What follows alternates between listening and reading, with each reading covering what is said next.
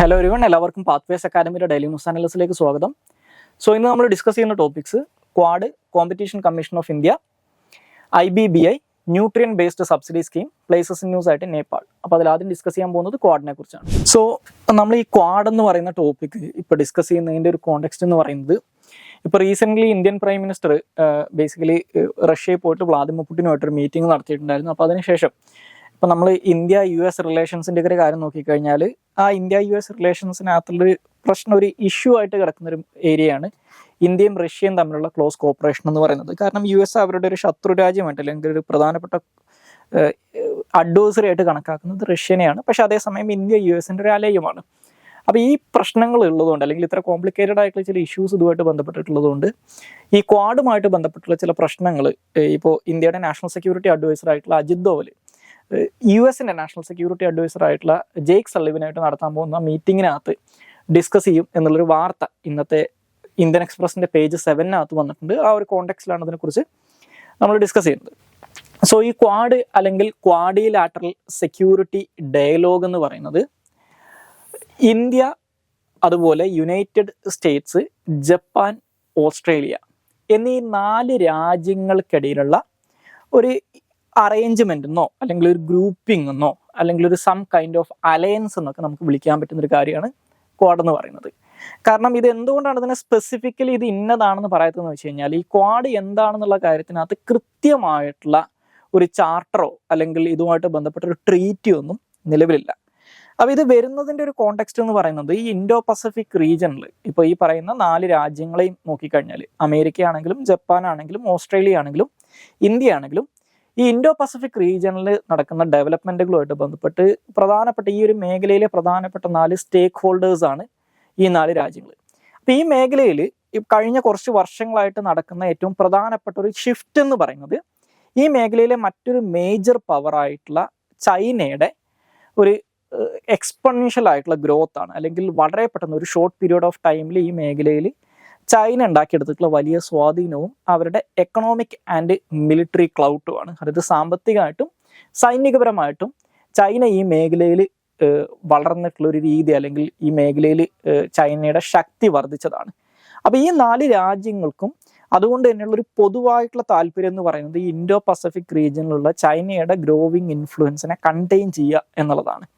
അപ്പോൾ ആ ഒരു പൊതു ലക്ഷ്യത്തിന്റെ അടിസ്ഥാനത്തിലാണ് ഈ ക്വാഡ് എന്ന് പറയുന്ന ഇനീഷ്യേറ്റീവ് വന്നിട്ടുണ്ടെന്ന് പറയാം. പക്ഷേ ഇതൊരു ആന്റി ചൈന ഇനീഷ്യേറ്റീവ് ആണെന്ന് ഈ ക്വാഡിലെ മെമ്പർ സ്റ്റേറ്റുകൾ ഒരിക്കലും അംഗീകരിക്കില്ല എന്നും കൂടി അറിഞ്ഞിരിക്കുക. ഓക്കെ, അപ്പോൾ നമ്മൾ ഈ പറയുന്ന 4 രാജ്യങ്ങൾ അതുകൊണ്ട് തന്നെ ഇവർ സ്വയം പറയുന്നൊരു കാര്യം എന്ന് പറയുന്നത്, ഈ ഇൻഡോ പസഫിക് റീജിയൻ ഒരു ഓപ്പൺ റീജിയൻ ആക്കി മെയിൻറ്റെയിൻ ചെയ്യുക, ഒരു ഓപ്പൺ ഇൻഡോ പസഫിക്.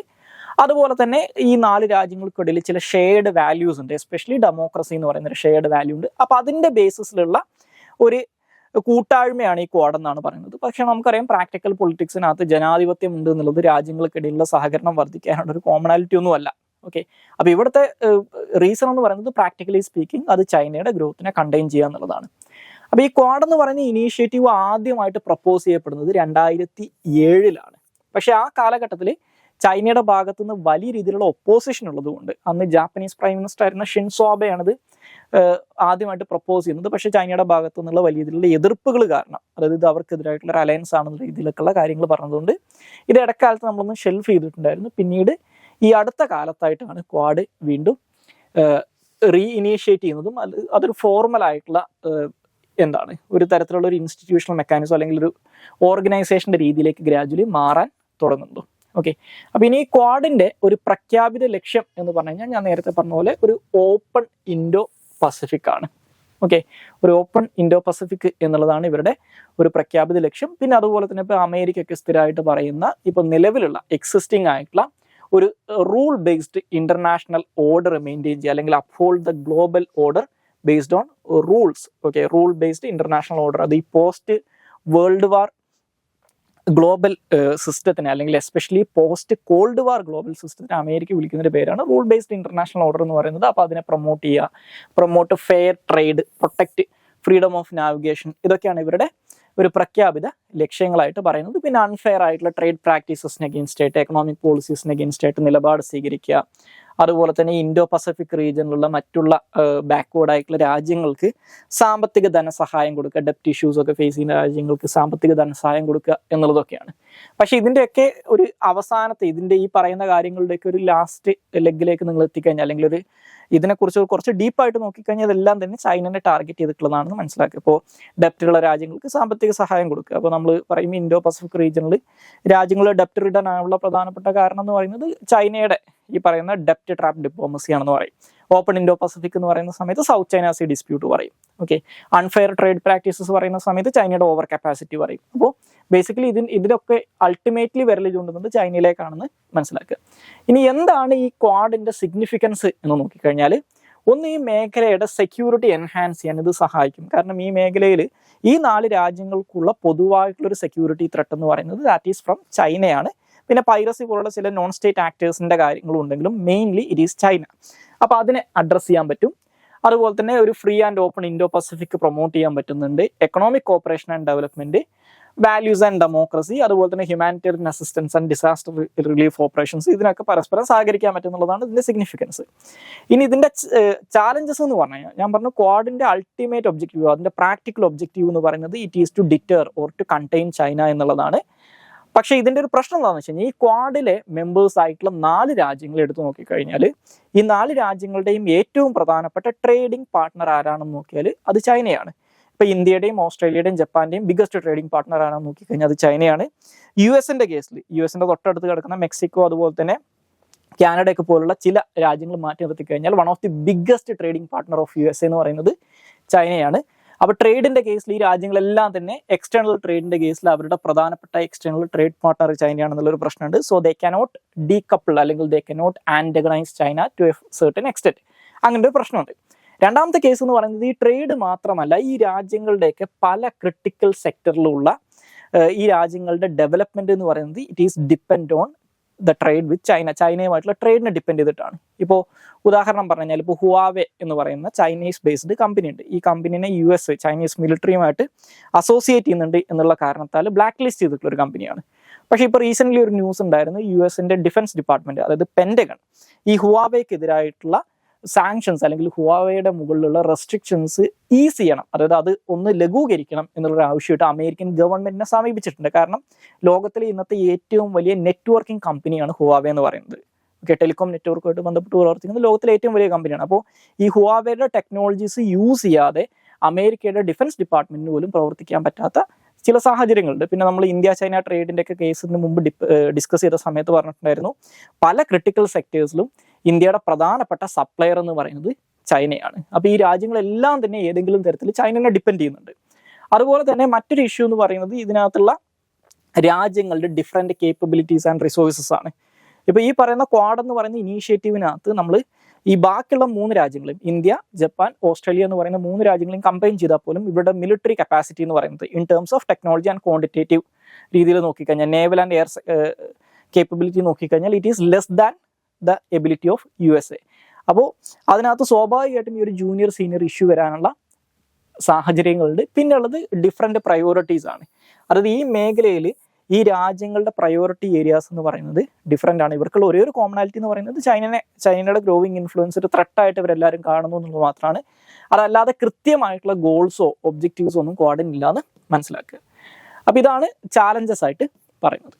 ഇനി അടുത്തതായിട്ട് നമുക്ക് ഡിസ്കസ് ചെയ്യാനുള്ള ടോപ്പിക് കോമ്പറ്റീഷൻ കമ്മീഷൻ ഓഫ് ഇന്ത്യയെ കുറിച്ചാണ്. അപ്പോൾ കോമ്പറ്റീഷൻ കമ്മീഷൻ ഓഫ് ഇന്ത്യയെ കുറിച്ച് ഡിസ്കസ് ചെയ്യാനുള്ള കാരണം, ഈ ആപ്പിളിന് അഗെയിൻസ്റ്റ് ആയിട്ട്, ഒരു ടെക് ജയന്റ് ആയിട്ടുള്ള ആപ്പിളിന് അഗെയിൻസ്റ്റ് ആയിട്ട് നടത്തിയിട്ടുണ്ടായിരുന്ന ഒരു ആന്റി ട്രസ്റ്റ് പ്രോബിനകത്ത് അവരുടെ ഡോമിനന്റ് പൊസിഷൻ ഈ ആപ്പ് മാർക്കറ്റിലൊക്കെ മിസ്യൂസ് ചെയ്യുന്നതായിട്ടുള്ള അല്ലെങ്കിൽ അബ്യൂസ് ചെയ്യുന്നതായിട്ടുള്ള ഒരു വാർത്ത ഇന്നത്തെ ഇന്ത്യൻ എക്സ്പ്രസിന്റെ പേജ് 15 വന്നിട്ടുണ്ട്. ആ ഒരു കോണ്ടെക്സ്റ്റിലാണ് കോമ്പറ്റീഷൻ കമ്മീഷൻ ഓഫ് ഇന്ത്യനെ കുറിച്ച് ഡിസ്കസ് ചെയ്യുന്നത്. അപ്പോൾ കോമ്പറ്റീഷൻ കമ്മീഷൻ ഓഫ് ഇന്ത്യ എന്ന് പറയുന്നത് 2002 ഇന്ത്യൻ പാർലമെന്റ് പാസ്സാക്കിയിട്ടുള്ള കോമ്പറ്റീഷൻ ആക്ടിന്റെ അടിസ്ഥാനത്തിൽ 2009 എസ്റ്റാബ്ലിഷ് ചെയ്യപ്പെട്ടിട്ടുള്ള ഒരു റെഗുലേറ്ററി അല്ലെങ്കിൽ ക്വാസി ജുഡീഷ്യൽ അല്ലെങ്കിൽ ഒരു സ്റ്റാറ്റ്യൂട്ടറി ബോഡിയാണ് കോമ്പറ്റീഷൻ കമ്മീഷൻ ഓഫ് ഇന്ത്യ എന്ന് മനസ്സിലാക്കുക.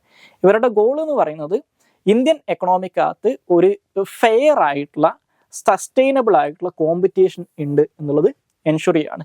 അപ്പോൾ ആ ഒരു ഫെയർ ആൻഡ് സസ്റ്റൈനബിൾ ആയിട്ടുള്ള കോമ്പറ്റീഷൻ ഉണ്ടാവണമെങ്കിൽ എന്ത് വേണം? ഇവിടെ ഒരു ലെവൽ പ്ലേയിങ് ഫീൽഡ് വേണം. ഇവിടുത്തെ പ്രൊഡ്യൂസേഴ്സിനാണെങ്കിലും അല്ലെങ്കിൽ മാനുഫാക്ചേഴ്സിനാണെങ്കിലും ബാക്കിയുള്ള പ്ലേയേഴ്സിനാണെങ്കിലും. ഓക്കെ, അതുപോലെ തന്നെ at the end of the day ഈ ഫെയർ കോമ്പറ്റീഷൻ്റെ ഒക്കെ അൾട്ടിമേറ്റ് ഒബ്ജക്റ്റീവ് എന്ന് പറയുന്നത് ഈ പറയുന്ന കസ്റ്റമേഴ്സിന് ഒരു wide range of alternatives available ആയിരിക്കണം, അവർക്ക് ഒരു ഫെയർ പ്രൈസിന് സാധനങ്ങൾ കിട്ടണം. അപ്പോൾ ഇത്തരത്തിൽ ഈ കൺസ്യൂമേഴ്സിന്റെ വെൽഫെയർ ഇതുവഴി എൻഷുർ ചെയ്യുക എന്നുള്ളതാണ് ഈ കോമ്പറ്റീഷൻ കമ്മീഷൻ ഓഫ് ഇന്ത്യയുടെ അൾട്ടിമേറ്റ് ഒബ്ജക്റ്റീവ് എന്ന് പറയുന്നത്.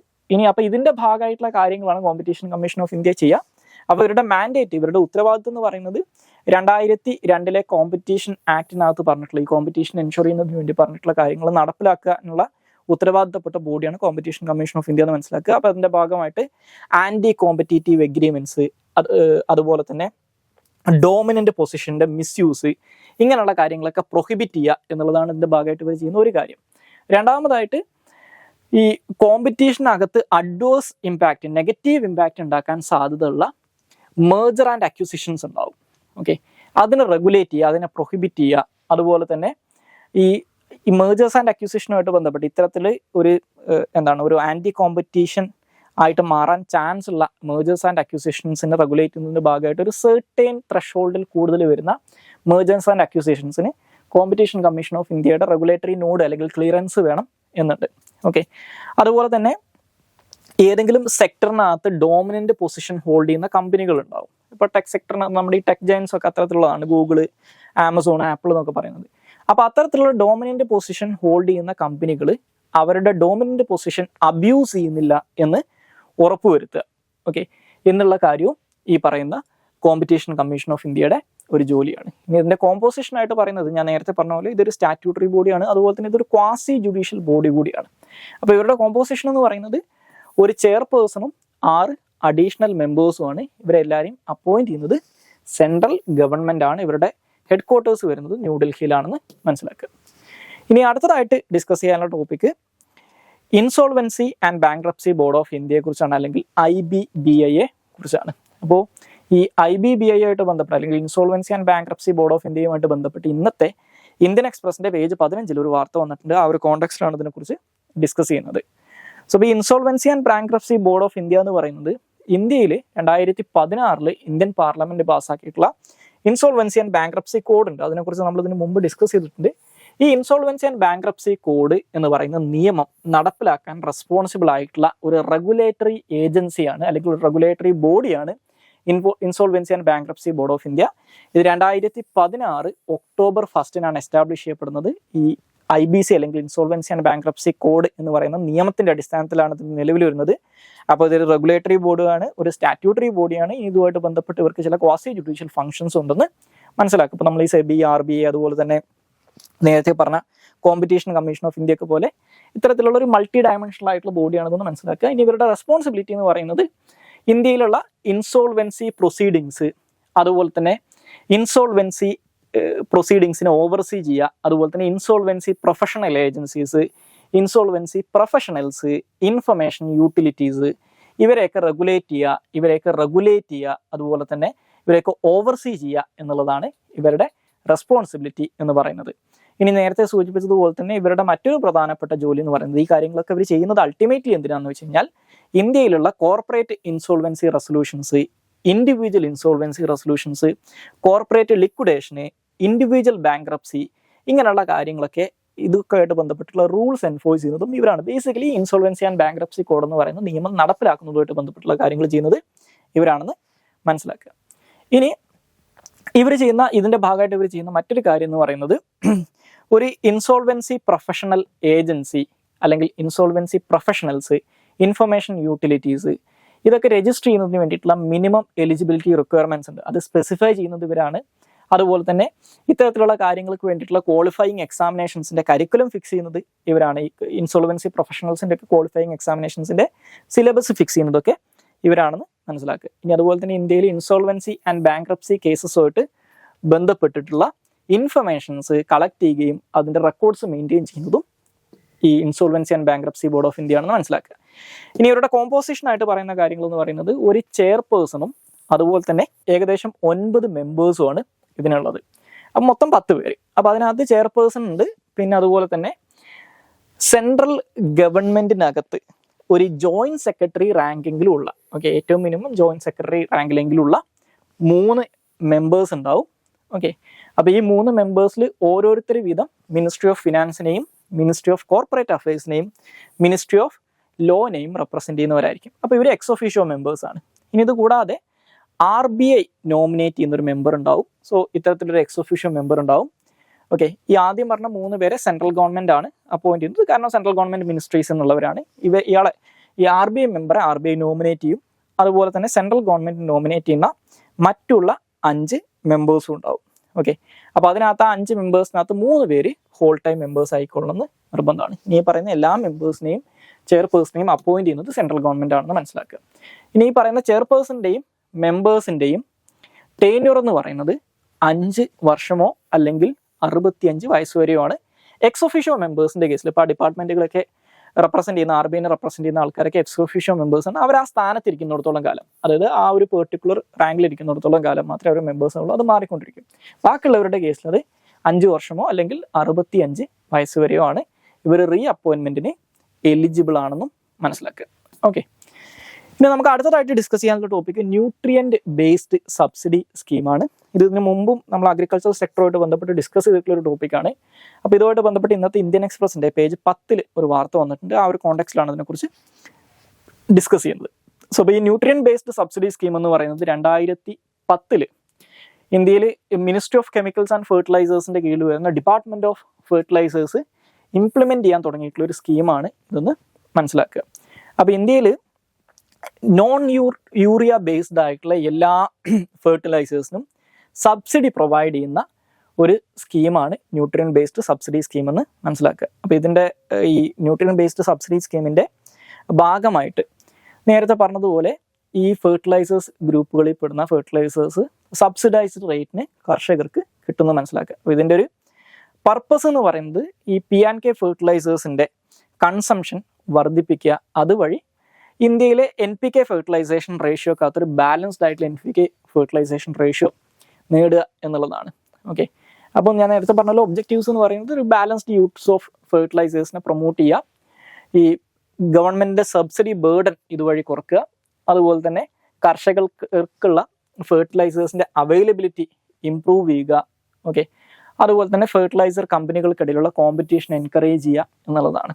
ഓക്കെ, അപ്പോൾ ഈ ന്യൂട്രിയൻ ബേസ്ഡ് സബ്സിഡി സ്കീമിൻ്റെ ഭാഗമായിട്ടുള്ള P&K ഫെർട്ടിലൈസേഴ്സിനുള്ള സബ്സിഡി ഗവൺമെൻറ് വർഷാവർഷം അനൗൺസ് ചെയ്യാണ് ചെയ്യുന്നത്. അപ്പോൾ ഈ സബ്സിഡി അനൗൺസ് ചെയ്യുന്ന സമയത്ത് ഒരുപാട് ഫാക്ടേഴ്സ് കൺസിഡർ ചെയ്തിട്ടാണ് ഈ സബ്സിഡി അനൗൺസ് ചെയ്യാറുള്ളത്. ഇപ്പോൾ ഫോർ എക്സാമ്പിൾ പറഞ്ഞു കഴിഞ്ഞാൽ ഈ P&K ഫെർട്ടിലൈസേഴ്സിൻ്റെ international and domestic prices, exchange rate, രാജ്യത്തിനകത്തുള്ള ഈ ഫെർട്ടിലൈസേഴ്സിൻ്റെ ഇൻവെൻട്രി ലെവൽ, ഇതൊക്കെ കണക്കാക്കിയിട്ടാണ് ഈ സബ്സിഡി വർഷാവർഷം പ്രഖ്യാപിക്കുന്നതെന്ന് മനസ്സിലാക്കുക. ഇനി നമുക്ക് ഏറ്റവും അവസാനമായിട്ട് ഡിസ്കസ് ചെയ്യാനുള്ള ടോപ്പിക്ക് പ്ലേസസ് ഇൻ ന്യൂസ് ആണ്. അത് നേപ്പാളാണ്.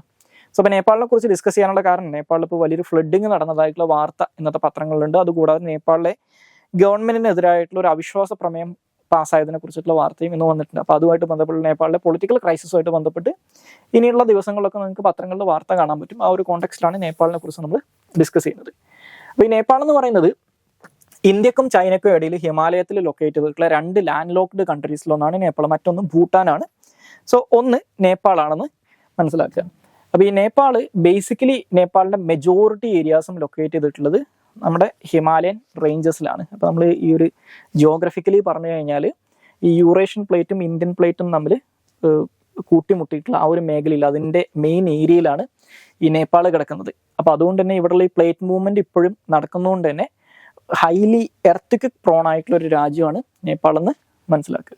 ഇനി ഇവർ ഒരു ലാൻഡ് ലോക്ക്ഡ് കൺട്രി ആണെന്ന് ഞാൻ പറഞ്ഞു. ലാൻഡ് ലോക്ക്ഡ് കൺട്രിയാണ്. ഇവർക്ക് ആ കൂടി 2 രാജ്യങ്ങളുമായിട്ടേ ബോർഡർ ഉള്ളൂ. ഒന്ന് ഇന്ത്യയുമായിട്ടും മറ്റൊന്ന് ചൈനയുമായിട്ടാണ്. ഇവരുടെ എൻറ്റയർ നോർത്തേൺ ബോർഡറും അതുപോലെ തന്നെ ഇവരുടെ നോർത്ത് വെസ്റ്റേൺ ബോർഡറിൻ്റെ ചില മേഖലകളും ചൈനയുമായിട്ടാണ്. അതുപോലെ തന്നെ സൗത്ത്, അതുപോലെ തന്നെ വെസ്റ്റ്, ഈസ്റ്റ് എന്നീ മേഖലകളൊക്കെ എല്ലാം തന്നെ ഇവർക്ക് ബോർഡർ ഉള്ളത് ഇന്ത്യയുമായിട്ടാണ്. ഇനി ഈ നേപ്പാളിന് ഇന്ത്യയെ സംബന്ധിച്ചിടത്തോളം ഉള്ള ഒരു സ്ട്രാറ്റജിക് ആയിട്ടുള്ള സിഗ്നിഫിക്കൻസ് എന്താണെന്ന് വെച്ച് കഴിഞ്ഞാൽ ഇന്ത്യയുടെ വൾണറബിൾ ആയിട്ടുള്ള സിലിഗുരി കോറിഡോറിൻ്റെ ഒരു നോർത്ത് വെസ്റ്റേൺ റീജിയനിലായിട്ട് കിടക്കുന്നത് നേപ്പാളാണ്. അതുപോലെ തന്നെ നേപ്പാളിനെയും ഭൂട്ടാനെയും സെപ്പറേറ്റ് ചെയ്തിട്ടാണ് സിക്കിം എന്ന് പറയുന്ന പ്രദേശം കിടക്കുന്നതെന്ന് മനസ്സിലാക്കുക. ഓക്കെ, അതുപോലെ തന്നെ ഇതൊരു ഹിമാലയൻ രാജ്യം ആയതുകൊണ്ട് തന്നെ ലോകത്തിലെ ഏറ്റവും ഉയരം കൂടിയിട്ടുള്ള, അതായത് ലോകത്തിലെ ഏറ്റവും ഹയസ്റ്റ് ആയിട്ടുള്ള 10 മൗണ്ടെയിൻസ് നോക്കിക്കഴിഞ്ഞാൽ അതിനകത്ത് 8 ലൊക്കേറ്റ് ചെയ്തിട്ടുള്ളത് നേപ്പാളിലാണ്, including the tallest mountain, that is Mount Everest. Okay, ഇനി അതുപോലെ തന്നെ നേപ്പാളിന്റെ പൊളിറ്റിക്സ് നോക്കിക്കഴിഞ്ഞാൽ 2008 വരെ നേപ്പാൾ ഒരു മൊണാർക്കി ആയിരുന്നു, ഒരു ഷാ ഡൈനാസ്റ്റിയാണ് അവിടെ ഭരിച്ചുകൊണ്ടിരുന്നത്. ഈ ലോകത്തിലെ അവസാനത്തെ ഒരു ഹിന്ദു മൊണാർക്കി ആയിട്ട് കൺസിഡർ ചെയ്യപ്പെടുന്നത് 2008 അവസാനിച്ചിട്ടുള്ള ഈ ഷാ ഡൈനാസ്റ്റിയാണ്, അല്ലെങ്കിൽ ആ സമയത്തുണ്ടായിരുന്ന നേപ്പാളിലെ മൊണാർക്കിക് റൂളാണെന്ന് മനസ്സിലാക്കുക. 2008 തൊട്ട് അവർ ഒരു റിപ്പബ്ലിക്കാണ് എന്നും അറിഞ്ഞിരിക്കുക. പിന്നെ നേരത്തെ സൂചിപ്പിച്ചതുപോലെ ഒരു എർത്ത് പ്രോൺ സോണാണ് നേപ്പാൾ എന്ന് പറയുന്നത്. നേപ്പാൾ പിന്നെ ഹൈലി ഡൈവേഴ്സ് ആയിട്ടുള്ള ക്ലൈമാറ്റിക് ആൻഡ് സീസൺസ് ഉള്ള ഒരു രാജ്യമാണ്. ഏകദേശം 5ഓളം സീസൺസ് അവിടെ ഉണ്ടാവുന്ന പറയുന്നത്. അതുപോലെ തന്നെ 5 ക്ലൈമാറ്റിക് സോൺസ് നേപ്പാളിലുണ്ട്. ഓക്കെ, നേപ്പാളിന്റെ മെജോറിറ്റി ഏരിയാസും ഹിമാലയാസിലാണെങ്കിലും ഈ ഹിമാലയാസിനും ഇന്ത്യൻ പ്ലേറ്റിനിടയിൽ ഇപ്പോൾ കാഠ്മണ്ഡു ഒക്കെ പോലത്തെ ചില വാലി റീജൻസ് നേപ്പാളിലുണ്ട്. അതുകൂടാതെ ഈ നേപ്പാളിന്റെ സദേൺ ഏരിയാസിൽ ഇപ്പോൾ ഈ ടെറായ് എന്ന് പറയുന്ന റീജിയൻ നിങ്ങൾക്ക് കാണാൻ പറ്റും. ഇത് ഇൻഡോ ഗംഗാറ്റിക് പ്ലെയിൻസിന്റെ ഭാഗമായിട്ടാണെന്ന് മനസ്സിലാക്കുക. അപ്പോൾ ഈ ഹില്ലി റീജൻസ് ഉള്ളതുപോലെ തന്നെ വാലീസും അത് കൂടാതെ ഇൻഡോ ഗംഗാറ്റിക് പ്ലെയിൻസിന്റെ ചില ഭാഗങ്ങളും നേപ്പാളിന്റെ ഭാഗമാണെന്ന് മനസ്സിലാക്കുക. അപ്പോൾ അതുകൊണ്ട് തന്നെ എത്നിക്കലി ഒക്കെ നേപ്പാൾ ഹൈലി ഡൈവേഴ്സ് ആണെന്നും അറിഞ്ഞിരിക്കുക. ഓക്കെ, അപ്പോൾ ഇത്തരത്തിലുള്ള ഡിഫറൻസസ് ഉള്ളതുകൊണ്ട്, അതായത് മൗണ്ടൈനസ് ടെറൈനും വാലീസും അതുപോലെ തന്നെ ഈ ലോലാൻഡും എല്ലാതും കൂടി അല്ലെങ്കിൽ ഫ്ലാറ്റ് ടെറൈനും ഒക്കെ ഉള്ളതുകൊണ്ട് തന്നെ നേപ്പാളിൽ വളരെ വലിയ ബയോഡൈവേഴ്സിറ്റി ഉള്ള ഒരു രാജ്യമാണ്. അപ്പോൾ ആ രാജ്യത്തിന്റെ ഒരു സൈസുമായിട്ട് കമ്പയർ ചെയ്യുന്ന സമയത്ത് ഒരു ഡിസ്പ്രപ്പോർഷനേറ്റ്ലി ലാർജ് ആയിട്ടുള്ള ബയോഡൈവേഴ്സിറ്റി ഉള്ള രാജ്യമാണ് നേപ്പാൾ എന്ന് മനസ്സിലാക്കുക. ഉദാഹരണം പറഞ്ഞാൽ ചില കണക്കുകളൊക്കെ അനുസരിച്ച് ലോകത്തിലുള്ള ലാൻഡ് ബേസ്ഡ് മാമൽസിൽ നിയർലി 4% നേപ്പാളിലാണുള്ളതെന്നാണ് പറയപ്പെടുന്നത്. അപ്പോൾ അത്തരത്തിൽ യുണീക്ക് ആയിട്ടുള്ള ഒരു രാജ്യമാണ് നേപ്പാൾ എന്നും കൂടി അറിഞ്ഞിരിക്കുക. സോ ഇത്രയും കാര്യങ്ങളാണ് ഇന്നത്തെ ഡെയിലി ന്യൂസ് അനലിസ്റ്റിനകത്ത് ഡിസ്കസ് ചെയ്യാനുള്ളത്. Thank you all.